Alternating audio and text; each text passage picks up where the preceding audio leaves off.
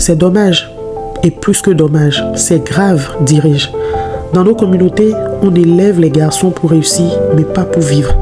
Dès le plus jeune âge, on leur parle de l'importance de travailler, de devenir quelqu'un, de ramener de l'argent, de faire honneur à la famille. Et puis c'est tout. Pendant ce temps, la petite fille, elle est préparée à vivre.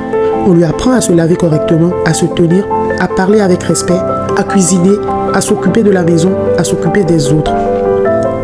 On lui apprend à faire attention à son hygiène, à ses gestes, ses vêtements, à sa présence. Elle est formée pour devenir un être humain complet.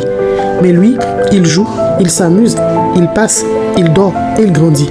Et le jour où il devient adulte, il ne sait pas être. Il ne sait que faire de l'argent. Aujourd'hui encore, il y a des hommes qui ne changent pas de sous-vêtements pendant plusieurs jours. Des hommes que l'on doit supplier de se laver. Des hommes qui sentent mauvais et ne s'en rendent même pas compte. Des hommes qui ne savent pas cuisiner un œuf. Même bouillir de l'eau, ils ne savent pas le faire. Ou gérer un foyer sans s'effondrer. Et bizarrement, ça ne leur pose aucun problème. Parce qu'on ne leur a pas appris. On leur a appris que c'était normal. Qu'ils sont des hommes. Et qu'un homme n'a pas besoin de tout ça. Qu'un homme, ça trouve une femme. Point. Résultat, on a élevé des êtres qui, au fond, ne savent pas vivre seuls. Ils voyagent parfois, vont en Occident, ils se débrouillent comme ils peuvent, mais au fond de leur cœur, ils attendent de trouver une femme ou d'en ramener un de leur pays, pas par amour, mais pour les servir. Et certains s'empressent de se remarier après un divorce, pas parce qu'ils ne peuvent pas vivre sans amour, mais parce qu'ils ne peuvent pas vivre sans aide. Et le pire, c'est que ce n'est pas une fatalité, ce n'est pas dans les gènes.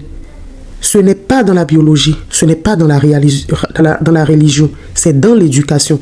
Il existe quand même des hommes doux, des hommes qui se lavent, qui cuisinent, qui nettoient, qui prennent soin de leurs femmes comme de leur maison, pas par faiblesse, mais par pure conscience, parce qu'ils ont été éduqués par une mère ou un père qui a compris que l'autonomie, la propreté, l'humanité tout simplement ne sont pas des attributs féminins.